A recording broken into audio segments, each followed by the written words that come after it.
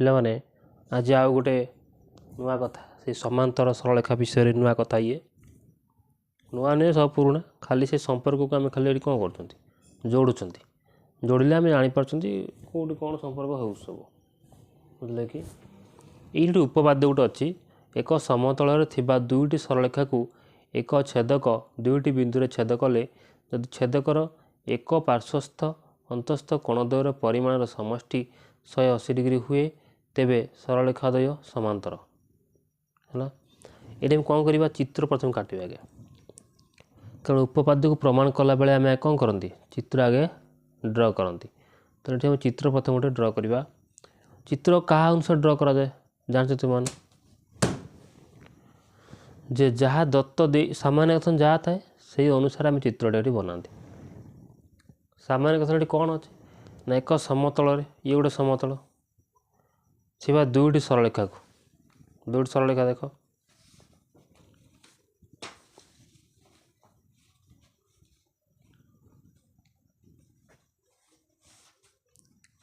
ବର୍ତ୍ତମାନ ଏକ ସମତଳରେ ଆମେ ଦୁଇଟି ସରଳରେଖା କାଟିବା। ଇଏ ଗୋଟେ ସରଳରେଖା ଇଏ ଗୋଟେ ସରଳରେଖା ଆମେ କାଟିଦେଲେ ବର୍ତ୍ତମାନ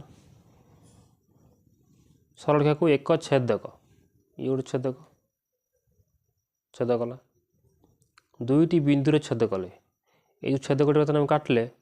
ଇଏ ଏଇ ରେଖାକୁ ଏଇ ବିନ୍ଦୁରେ ଛେଦ କଲା ଏଇ ରେଖାକୁ ଏଇ ବିନ୍ଦୁରେ ଛେଦ କଲା ତାହେଲେ ଦୁଇଟି ବିନ୍ଦୁରେ ଛେଦ କଲା କି ନାହିଁ କଲା। ଏବେ ଆମେ କ'ଣ କରିବା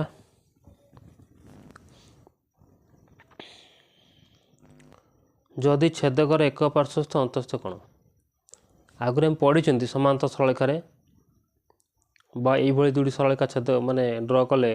ଗୋଟେ ଛେଦକ ତାର ଛେଦ କଲେ ଆମେ ଜାଣିଛନ୍ତି ଏଇଟା ଏଇଟା ଏଇଟା ଏଇଟା ମାନେ ୟାରି ଭିତରେ ଏଇ ଦୁଇଟା ଗାରର ଏ ଭିତର ପାଖଟା ଯେତିକି କୋଣ ରୁହେ ତାକୁ ଆମେ କହିଥାଉ ଅନ୍ତସ୍ଥ କୋଣ ବୋଲି। ଏଠି କିନ୍ତୁ କହୁଛି ଏକ ପାର୍ଶ୍ୱସ୍ଥ ଅନ୍ତସ୍ଥ କୋଣ ତାମାନେ କ'ଣ ଗୋଟେ ପାଖ ଏ ପାଖ ହେଲେ ହେବ ଏଇ ଯେଉଁ ରହିଲା ଛେଦକଟା ତାର ଏଇ ଛେଦକଟା ଏଇଠି ଅଛି ତ ଲକ୍ଷ୍ୟ କର ଭଲସେ ଛେଦକଟା ହେଲା ଏଇଟା ୟାର ଏପାଖ ସାଇଡ଼୍ ଏଇ ତ ଦୁଇଟା କୋଣ ଏପାଖ ସାଇଡ଼୍ରେ ବି ଦୁଇଟା କୋଣ ତାହେଲେ ଏକ ପାର୍ଶ୍ୱସ୍ଥ ଅନ୍ତସ୍ଥ କୋଣ ମାନେ ଏପାଖ ହଉ ଗୋଟେ ପାଖ ହଉ ଏକ ପାର୍ଶ୍ୱ ହଉ ନହେଲେ ଏପାଖ ଏକ ପାର୍ଶ୍ୱ ହଉ ଯେକୌଣସି ଗୋଟିଏ ପାଖ କାରଣ କହିଛି ଏକ ପାର୍ଶ୍ୱସ୍ଥ ତେଣୁ ଏକ ମାନେ ଗୋଟିଏ ପାର୍ଶ୍ୱ ଏପାଖ ଗୋଟେ ପାଖ ନହେଲେ ପାର୍ଶ୍ୱ ମାନେ ପାଖ ଏପାଖ ପାଖ ହଉ ନହେଲେ ଏପାଖ ପାଖ ହଉ ଅନ୍ତସ୍ଥ କୋଣଦ୍ୱୟ ଏଠି ବି ଦୁଇଟା ଅନ୍ତସ୍ଥ କୋଣ ଅଛି ଏଗାର ଭିତରେ ଦୁଇଟା ଏପଟେ ନେଲେ ଏଇ ଦୁଇଟା ଅନ୍ତସ୍ଥ କୋଣ ପରିମାଣ ସମଷ୍ଟି 180 ଡିଗ୍ରୀ ହେବ ତେବେ ସରଳରେଖା ଦୁଇଟା ସମାନ୍ତର L1 ଆଉ L2 ଦୁଇଟା କ'ଣ ହେଇଯିବେ ସମାନ୍ତର ହେବେ। ଏକୁ ଆଗେ ପ୍ରମାଣ କରିବା ପ୍ରମାଣ କରିସାରିଲା ପରେ ଆମେ ତାର କିଛି ଅଙ୍କ ବି ଏଇଭଳିଆ ସମାଧାନ କିଛି ପ୍ରଶ୍ନ ତ କରିବା। ବର୍ତ୍ତମାନ କ'ଣ କରି ଦେଖ ଦତ୍ତ ଲେଖିବା ଏ ଛେଦକ ନାଁ ଦେବା L3 ଏ ଦେବା P ଆଉ Q ବିନ୍ଦୁ ଛେଦ କରିଛନ୍ତି ଦେଇଦେବା L1 ଓ L2 ଦୁଇଟି ସରଳ ରେଖା ଆଉ କ'ଣ ଲେଖିପାରିବା L3 ଏକ ଛେଦକ L3 ଏକ ଛେଦକ ଯାହା L1 କୁ P ଓ L2 କୁ Q ବିନ୍ଦୁରେ ଛେଦ କରେ। ଏତିକି କଥା ତମେ ବୁଝିଗଲ। ଏବେ ତାର ପ୍ରାମାଣ୍ୟ ଲେଖ ପ୍ରାମାଣ୍ୟ ମାନେ କ'ଣ ସେ ଆମକୁ ପ୍ରମାଣ କରିବାକୁ ଦେଇଥାଏ କ'ଣ ଦେଇଛି ନା ସରଳରେଖା ଦ୍ୱୟ ସମାନ୍ତର ହେବ ମାନେ L1 L2 ଆମେ କ'ଣ କରିବା ପ୍ରମାଣ ପାରାଲାଲ ବା ସମାନ୍ତର ହେବ ବୋଲି ପ୍ରମାଣ କରିବା। ବର୍ତ୍ତମାନ କ'ଣ ପ୍ରମାଣ କେମିତି କରିବା ଦେଖ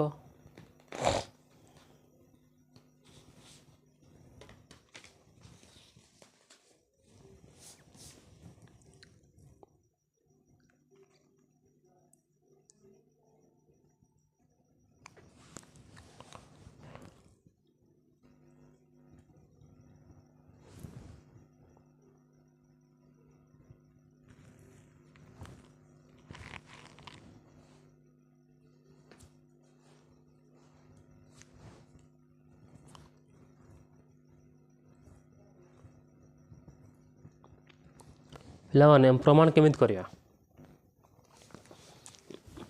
ଏଇଠି किसी कोण ना भी आम दबा 1 ये 2 सी कही एक पार्श्वस्थ अंतस्थ कोण परिमाण समय 180 डिग्री ये दत्तटी लिखिदेव 1 कोण मिश्रण 2 कोण के 180 डिग्री एटा दत्तर देइछि है ये जो 3 नंबर कोण बोली ये कोणटा है यहाँ 1 नंबर कोण ये 2 नंबर कोण नहीं गले आम दत्तर कि देइछि कौन देइछि अंतस्थ कोण द्वारा परिमाण समय 180 डिग्री तेणु दत्तर आम कथा को लिखिदेवा एबे देख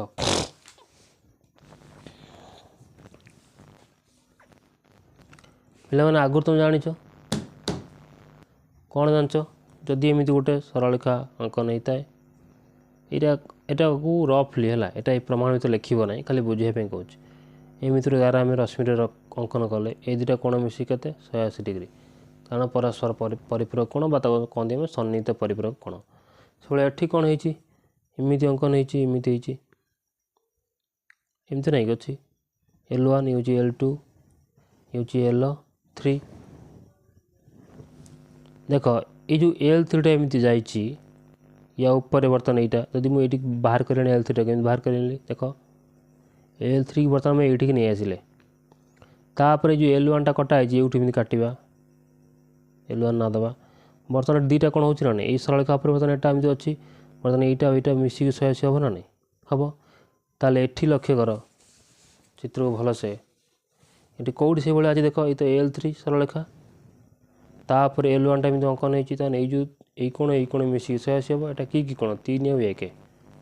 है से कथा कौन लिखा जे L3 सरलरेखा उपरे L1 अवस्थित तेणु 1 कोण प्लस 3 कोण से समान 180 डिग्री जेहेतु चिन्ह दब जेहेतु चिन्ह जेहेतु कौन पे 180 डिग्री ना सन्निहित परिपूरक कोण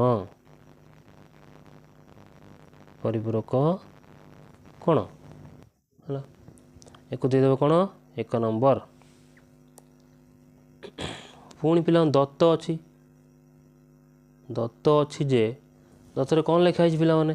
ना 1 कोण प्लस 2 कोण मध्य मिसी के 180 डिग्री ये 2 नंबर पे लक्ष्य कर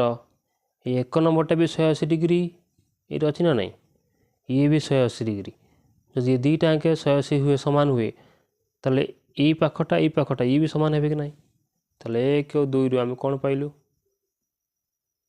आम पाइले 1 कोण प्लस 3 कोण माने ये दुटा सेसमान बा समान क्या सहित सामान हम क्या सहित इक्वाल सी हम 1 कोण प्लस ये हूँ 2 कोण कहीं जान बुझल ना प्रथम ये 180 ये भी 180 यदि ये दुटा सामान ताने ये दुटा कोण भी ये सहित सामान तेणु मुझे लिखिदी ये 1 + 3 1 कोण मिश्रण 3 कोण इक्वाल 1 कोण मिश्रण 2 कोण ताने ये दुटा मिसिक जहाँ ये दुटा मिसिक सैया ये दुटा मिसिक 180 डिग्री ये दुटा मिसिक भी 180 डिग्री तेणु ये देख प्रथम ये 1 अच्छी ये भी 1 अच्छी है ये दुटा बर्तमान कटिज सामान बड़का रही 3 कोण 2 कोण ताने एठी 3 कोण और 2 कोणटा ये चित्र देख ये 3 ये 2 ये कौन कौन हम आगु पढ़ीच ये कोणटा कि कौन अनुरूप कोण है 3 कोण ओ 2 कोण कि कोण हम ये अनुरूप कोण कोण आम पढ़ी अनुरूप कोण जो कौन है सामान हो अनुरूप कोण जो सामान हो जाए ताने L1 पैरेलल L2 हेब सैला प्रूफ्ड बुझीगल पे मैंने ताने एठी जो मुख्य कथा अच्छे को बर्तमान आम कौन करवा अंकरे किसी बुझेगा प्रश्न माध्यम किसी बुझेगा बुझीगल देख केमिति बोधे प्रश्न माध्यम कौन बुझे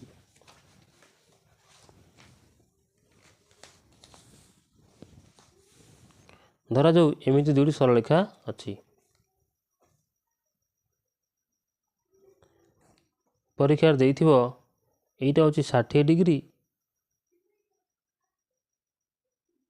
ସରି ଏଇଟା ନେବ 120, ଏଇଟା ଗୋଟେ 120 ଡିଗ୍ରୀ, ଇଏ ହେଉଛି 60 ଡିଗ୍ରୀ। ପିଲାମାନେ ଏ ଦୁଇଟି ସମାନ୍ତର L1 ଓ L2 ସମାନ୍ତର ହେବ କି ପଚାରିବ। ତୁମେ କ'ଣ କରିବ,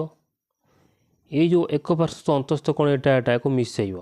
120 ମିଶାଣ 60 କେତେ ହେଇଗଲା 180। ଯଦି ହେଇଗଲା ତାହେଲେ ଆମେ କ'ଣ ଲେଖିପାରିବା L1 ପାରାଲାଲ L2। ଏ ଦ୍ୱାରା ମିଶିକି ଏକ ପାର୍ଶ୍ୱସ୍ଥ ଅନ୍ତସ୍ଥ କୋଣ ମିଶିକି 180 ହେଲେ ସରଳରେଖା ଦୁଇଟି କ'ଣ ହେବ ସମାନ୍ତର ହେବ। କାରଣ ଆମେ ଏଇ ବର୍ତ୍ତମାନ ଟିକିଏ ପୂର୍ବରୁ ଏଇଟାକୁ ଏଠି ପଢ଼ିକି ଆସିଲେ।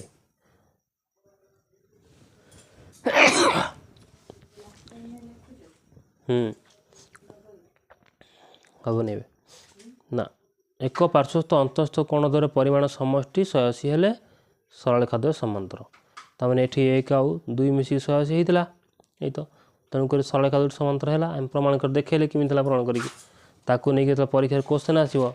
ତୁମକୁ ଖାଲି ପଚରା ହେବ କ'ଣ, ଏଇଟା ଏଇଟା ମିଶିକି ହେଲା 180, ତାହେଲେ ଇଏ ସମାନ୍ତର ହେବ କି ନାହିଁ, ସମାନ୍ତର ହେବ। ଯଦି 180 ନ ହୁଏ ତାହେଲେ ସମାନ୍ତର ହେବ ନାହିଁ। ଧରାଯାଉ ଏଇଠି ଆଉ ଗୋଟେ ଅଛି ଏମିତି ଦେଇଛି, এইটা ହେଉଛି କେତେ 110 ଡିଗ୍ରୀ, ଇଏ ହେଉଛି 30 ଡିଗ୍ରୀ। ତାହେଲେ ଏଇଠି ବର୍ତ୍ତମାନ ଏକ ପାର୍ଶ୍ୱସ୍ଥ ଅନ୍ତସ୍ଥ କୋଣ ଦୁଇଟା ମିଶିକି କେତେ ହେଲା 110, ଇଏ ହେଲା 30, କେତେ ହେଲା 140 ଡିଗ୍ରୀ। ତାହେଲେ 180 ହେଲା କି 180 ହେଲା ନାହିଁ। ତେଣୁକରି L1 ଓ L2 ସମାନ୍ତର ନୁହଁ, ସମାନ୍ତର ନୁହଁ। ସେଇଭଳି ଧରାଯାଉ ଆଉ ଗୋଟେ ଅଛି, ଧର ଯେମିତି ଏ ପାଖରେ ଆମେ ସବୁ ନେଉଥିଲେ କୋଣ ଗୁଡ଼ାକ ଏପଟ ସବୁ ନେଲେ ଏକ ପାର୍ଶ୍ୱସ୍ଥ ଅନ୍ତସ୍ଥ କୋଣ, ଏପଟରେ ବି ସେ ଏକ ପାର୍ଶ୍ୱସ୍ଥ ଅନ୍ତସ୍ଥ କୋଣ ହିଁ ବୁଝେଇବ। ସେଭଳି ଏଟା ଧରାଯାଉ ଅଛି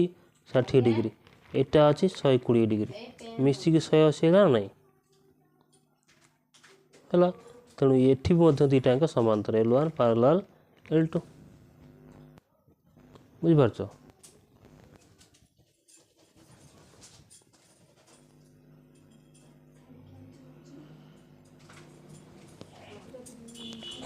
ତେଣୁ ବୁଝିପାରିଲ ନାହିଁ, ଏକ ପାର୍ଶ୍ୱସ୍ଥ ଅନ୍ତସ୍ଥ କୋଣ ମିଶିକି 180 ହେଲେ ସରଳରେଖା ଦୁଇଟି ସମାନ୍ତର ହୁଏ। ଏଇ କଥାଟିକୁ ଆମକୁ ମୁଖ୍ୟ ମନେ ରଖିବାକୁ ପଡ଼ିବ। କାହିଁକି ବର୍ତ୍ତମାନ ମୁଁ ଯେତେ କଥା ଏଠି ଆଲୋଚନା କଲି ଏଠି ସବୁ କଥାର ମୁଖ୍ୟ କଥା ହେଲା ସେଇଟା।